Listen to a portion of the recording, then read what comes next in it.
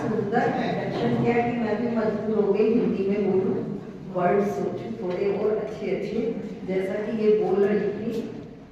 सच कहूं तो आज मैं आप सबके लिए बहुत, पहले एक बार जोरदार तालियां।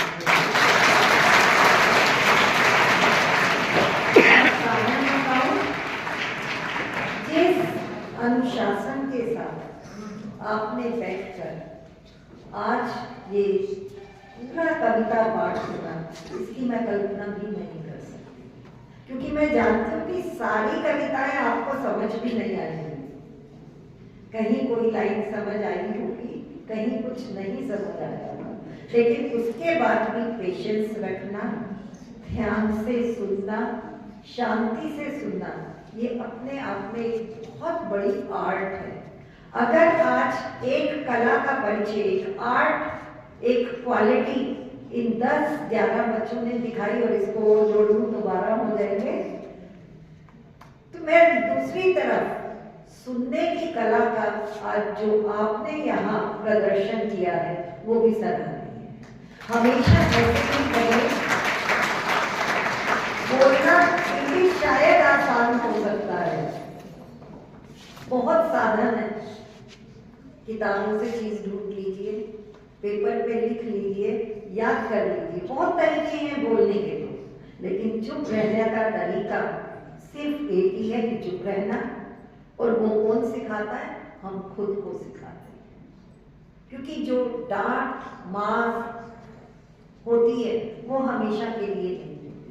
अगर ये आर्ट आप अपने आप में लाते हैं, ये कला आप में आती है, तो इसके रचयिता आप खुद होते हैं और उसका जो कहना चाहिए प्राइज, पारितोषिक, वो भी आपको स्वयं को ही मिलता है कि आप उस चीज का उतना ज्यादा इंटरेस्ट ले पाते हैं। सच बताइए, आज आपको मजा आया? मैं सभी से पूछ रही हूँ, इसीलिए आया। अगर आप सुनते ही नहीं, अभी भी मुझे पता है कि ये कविताएं इतनी गूढ़ हैं, गूढ़ मीन्स इतनी डीप इनमें है बात कि शायद पूरी तरह से सबको समझ नहीं आई होगी कि मैथिली शरण जी ने ये लिखा क्या। लेकिन फिर भी जितना सुना होगा आपने ध्यान से, कुछ ना कुछ समझ आया होगा। और ये मानना पड़ेगा कि इन 1964 ही पास करे, उससे पहले उन्होंने लिखा सब। तो उस समय जो लिखा, अगर आज आप उसको ध्यान से पढ़ें तो आज के टाइम में भी वो वही बातें हैं जो तब थी, किसी और रूप में, आज किसी और रूप में। तो कविता एक ऐसा माध्यम है जो हमारे मन के विचारों को इस तरह से बाहर, जिसमें वो कला है लिखने की, वो इसी धरातल से लेता है और इसी धरातल को वापस लौटा देता है शब्दों के रूप में।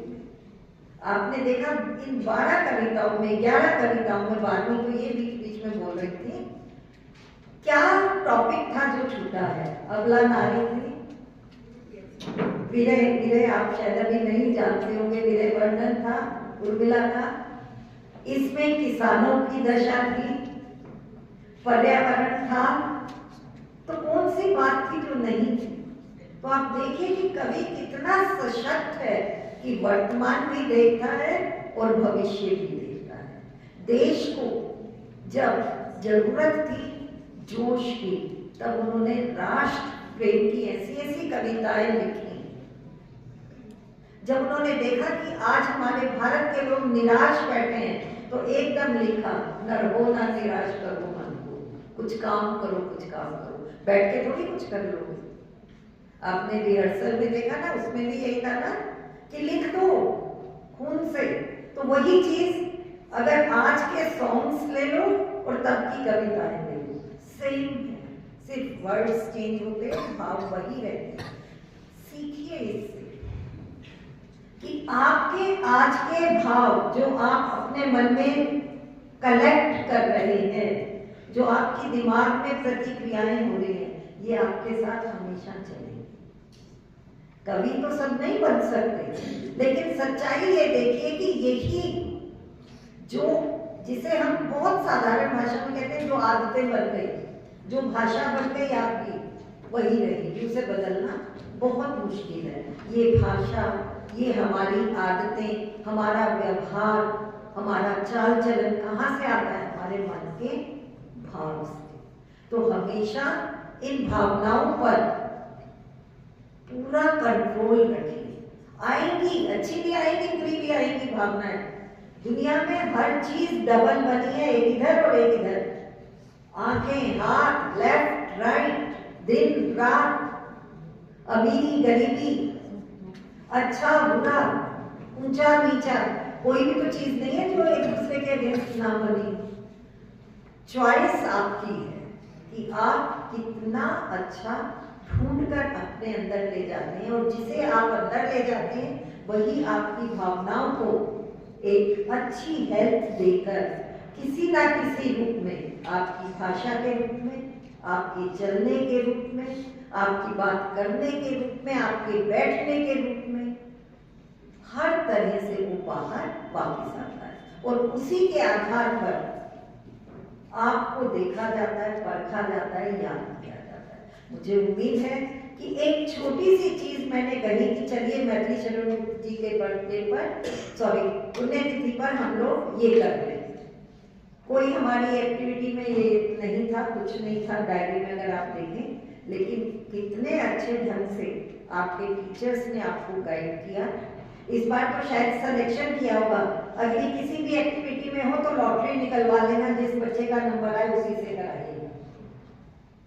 हमारे सारे बच्चे इतने होशियार हैं कि सब कर सकते हैं, मौका मिलने की बात है। तो ये मेरी रिक्वेस्ट टीचर से कि नेक्स्ट एक्टिविटी जो भी आपको मिले, ऐसे नहीं देखिएगा कि हु कैन डू इट। आप लॉटरी डालिए, जिसका नंबर आए हर सेक्शन में से उस नंबर के बच्चे लेकर उसका आपको करा लीजिए। एनी हाउ बहुत अच्छा किया, रिजल्ट पता नहीं इन्होंने कैसे बनाया होगा, मैं सोच नहीं पा रही हूँ, क्योंकि मैथिली शरण जी की कविताएं सिर्फ उनको बोलने का ही एक तरीका मैं कह सकती हूँ कि सबका अलग था, जिसके आधार पर आपने रिजल्ट बनाया होगा। बट मैं बहुत खुश हूँ, मैं सोच नहीं सकती थी कि इतने शॉर्ट नोटिस पर आप इतने अच्छे ढंग से इस प्रोग्राम को यहाँ पेश करेंगे। A good clap for class.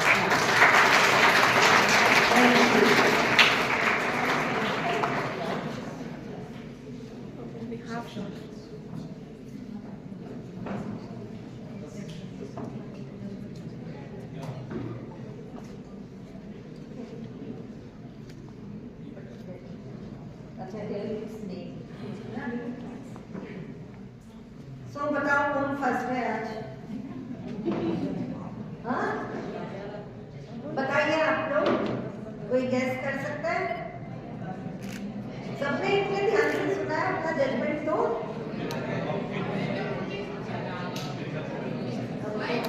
मुझे नहीं समझ में आ रहा, चलिए मैं बता देती हूँ।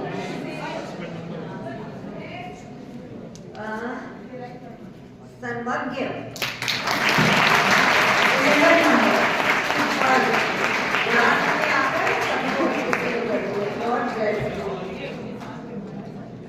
under the guidance of Sabha ma'am. Very good. Congratulations ma'am. Then at second place, Aditya Pundi. Number 1. Monica ma'am, congratulations to you also. At third place, Ananya, 9th B. 5 numbers. Monica ma'am, very good.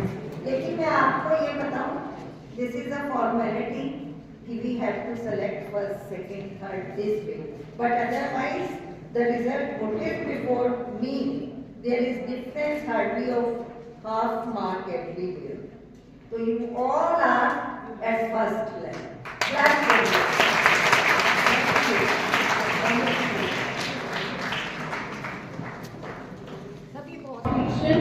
And this competition was prepared under the guidance of our Hindi teachers just in one day.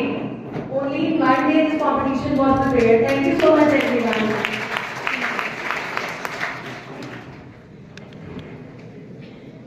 Hello children, सबसे पहले तो एक ही दिन में 2 चीज देखने का अवसर मिला। सुबह मैडम बहुत नाराज थी, आपके डिसिप्लिन को देखती है, मगर तुमने आज ही उस क्षण को एक अवसर में बदला और हमें प्रशंसा का पात्र बना दिया। Thank you.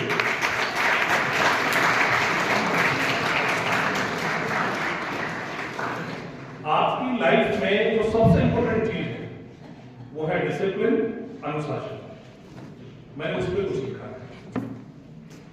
अनुशासन है जीवन का सार, इससे होता हर कार्य साकार। जो सीखे इसको जीवन में सफलता सदा रहे संग में। सूरज अनुशासन से उगता है। प्रकृति को देखो एक सेकंड, बहुत बड़ा आनंद आएगा सुनने में और एक इंस्पिरेशन मिलेगी। सूरज अनुशासन से उगता है, चांद भी समय से ढलता है। नदी निरंतर बहती रहती, अनुशासन से प्रकृति सजती। जो करे अनुशासन का पालन, उसका जीवन बनता उज्जवल। आलस्य भ्रम सब दूर हो जाए, सपनों को मानो पंख मिल जाए। आओ अनुशासन को अपनाएं, जीवन में नई रोशनी लाए। हर कदम ये राह दिखाए, आपके सपनों को साकार कर जाए, आपके सपनों को साकार कर जाए। Thank you. मैथिली शरण गुप्त जी को आज याद किया गया है। हम में से बहुत से लोग उनका शायद पूरा नाम भी नहीं जानते होंगे। कल जब परसों मैंने बच्चों से कहा तो बच्चों को इतना बड़ा नाम तो मैथिली शरण गुप्त जी की कुछ रचनाओं के कुछ अंश ही बच्चों ने गूगल पर ढूंढे। जैसे जैसे उन्हें सुनाया, एक छोटा सा प्रयास बहुत ही सराहनीय रहा, क्योंकि मुझे नहीं लगता था इतने अच्छे से वो लोग शब्दों का, वर्णों का उच्चारण कर पाएंगे। आज रहकर सुनती रही थोड़ा सा तो मुझे लगा कि ये कैसे बोलेंगे, लेकिन सर्वज्ञ को लेकर मुझे थोड़ा सा था कि एक छात्र जो अतिरिक्त बैठ रहा था, तो मैंने कहा भी एक सेक्शन से केवल 2 बच्चे हैं, मेरे सेक्शन से 4 और 5 भी हो रहे थे, उनको मना करके थोड़ा सा मन में हुआ भी, लेकिन सर्वज्ञ ने मेरी अपेक्षा से और बहुत ज्यादा किया, बहुत अच्छे से किया। सभी का बहुत बहुत धन्यवाद। लेकिन इसी तरह से हम और बहुत सारी व्हाट्सएप की चीजें, बहुत सारी यूट्यूब की चीजें याद रखते हैं। अपने जितने ये पहले हम छोटे थे तो हमें पढ़ाए जाते थे, ये सभी लेखक, रचनाकार जितने भी थे, कवि, सब पढ़ाए जाते थे। पूरा हमें रटाया जाता था। बहुत मुश्किल होता था कि एक पेड़ में हम लोग नाम लिख लेते थे कि इस सन में पैदा हुए, इस सन में उनका देहांत हुआ, ये रचनाएं हैं। ऐसा लगता था क्या पढ़ रहे हैं, क्या याद कर रहे हैं। लेकिन एक छोटा सा ये ऐसा प्रयास है, शायद मैथिली शरण गुप्त जी की ये वाली याद आप लोगों को 3 साल तक रहेगी और हर साल नहीं पढ़ा जाता है। ऐसे ही कुछ कवियों को हम कभी याद करते हैं, अपने बच्चों से परिचित कराते हैं, और हमारे बच्चे इसी तरह एंजॉय के साथ, आनंद के साथ उसको, कविता पाठ को या फिर रचनाओं को याद करें। यही हमारे लिए बहुत बड़ा पुरस्कार होगा। धन्यवाद। सभा में उपस्थित सभी महाराजों का सादर अभिवादन एवं सादर वंदन। बच्चों, जैसा कि सभा में हमने अभी आपको बताया, इसी क्रम में एक और पॉइंट आता है कि जो बातें आप महानुभवों के जीवन से सीखते हैं, उन्हें कुछ अपने जीवन में उतारने का प्रयास करें। कुछ बातें चाहे संपूर्ण ना हो, लेकिन कुछ पॉइंट्स आप अपने जीवन में जरूर उतारें, तभी आप उन पर चलकर उनसे आपको प्रेरणा मिलेगी और आप भी अच्छे जो आपका एक जीवन पथ है उस पर चलने का प्रयास करेंगे। आज सभी बच्चों को शुरू में ही शशिकांत सर जी ने अनुशासन का पाठ पढ़ाया था। आपने उस पर तो शब्द से चलकर, पूर्णतः चलकर आप देखो डायरेक्टर मैम के आप प्रशंसा का पात्र बने, तो कुछ ना कुछ आपको मिलेगा जब भी आप अच्छा सीखोगे। मैंने भी आप 9B में आपको बच्चों समझाने की कोशिश की थी कि दुनिया में हर चीज मिलेगी आपको, अच्छी भी और बुरी भी। ये आपके ऊपर डिपेंड करता है कि आप कौन सी चीज ग्रहण करने की कोशिश करते हो। अगर आप अपने लिए कुछ अच्छा सीखते हो, अच्छा ग्रहण करते हो, तो उसका फल निश्चित रूप से आपको अवश्य मिलेगा। चाहे आपको प्रशंसा के रूप में मिले, चाहे सफलता के रूप में मिले, चाहे आपको स्नेह के रूप में मिले, लेकिन मिलेगा जरूर। तो आप हम सभी अध्यापकों की अपेक्षाओं पर बच्चों खरे उतरे और जो एक सबसे अनिवार्य वस्तु है वो है आपके जीवन में अनुशासन और अपने गुरुजनों का पालन। ये आप करते रहिए और सफलता की सीढ़ियों पर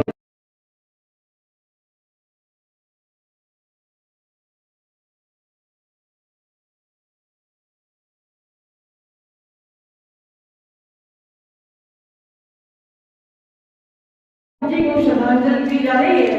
उसी क्रम में मैं एक छोटी सी कविता आपको सादर समर्पित कर रही हूँ। नीलांबर परिधान हरित तट पर सुंदर है, सूर्य चंद्र युग मुकुट मेघला रत्नाकर है, नदियां प्रेम प्रभा फूल तारे मंडल है, वंदी जन खग वृंद शेषवन सिंहासन है, करते अभिषेक प्योद है बलधारी इस वेश की यारी के। हमारे देश की जो सस्य श्यामला भूमि है उसी का वर्णन जो है इन्होंने मैथिली शंकर जी किया है। यानी कि हमारे देश की प्रकृति, हमारे देश की जलवायु और जैसा कि डॉक्टर मैम ने कहा हर समय की मांग के अनुरूप उन्होंने आप सबको यानी कि हम देशवासियों को संदेश दिया है। जब जरूरत आई अपने मान सम्मान की तो उन्होंने वो वाली कविता लिखी कि हमें सब कुछ चलाना है लेकिन अपने मान की रक्षा करनी है, अपने सम्मान की रक्षा करनी है।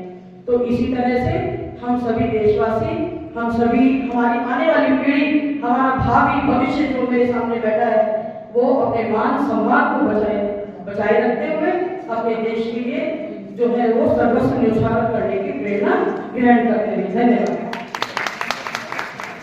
आदरणीय डायरेक्टर मैडम का आदेश हुआ है कि मैं आप लोगों को कुछ सुनाऊं।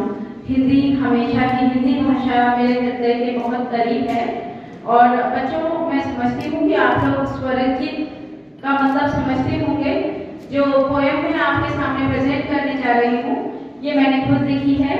ये तब भी लिखी हुई है जब मैं पढ़ा करती थी। सुकुमारी नहीं मैं नारी हूँ, एक ज्वाला हूँ चिंगारी हूँ, मंजिल मुझको मिल जाएगी मैं ऐसी राह बना दूंगी। सॉरी मैं फिर से स्टार्ट करूंगी। सुकुमारी नहीं मैं नारी हूँ, एक ज्वाला हूँ चिंगारी हूँ, मैं शक्ति हूँ मुआवरा नहीं, मैं सबरा हूँ मैं नारी हूँ, मंजिल मुझको मिल जाएगी मैं ऐसी राह बना दूंगी। एवं रात्रि छुप जाएगी ऐसा सूर्य धक्का दूंगी। जलती नहीं दीपक बिन बाती के लौ नहीं आती, जो जलने वाली बाती है वो नारी ही की बाती है। वो स्वयं भस्म हो जाती है और तब को दूर भगाती है। वो दिया खड़ा मुस्काता है और सब श्रेष्ठ को दे जाता है। ऐसे ही अंबर और माटी पे नंबर की पृथ्वी प्यासी, नर के बिन तो नार नहीं है, नर की ही तो नारी है, पर नर की जननी नारी है सो नर की ये अधिकारी है। क्यों इसे बांधकर बंधन में तुम कौन हृदय सुख पाते हो, क्या तजकर के अहंकार अहम तुम इसे सखी न बनाते हो। ये आश्रित नहीं तुम्हारी है। और स्टूडेंट्स तुम लोग गौर करना एक अलंकार आता है इसमें, ये आश्रित नहीं तुम्हारी है। सो कॉमा अगर आप कॉमा की पोजीशन चेंज करेंगे तो दोनों सेंटेंसेस का मीनिंग चेंज हो जाएगा। ये नूतन युग की नारी है।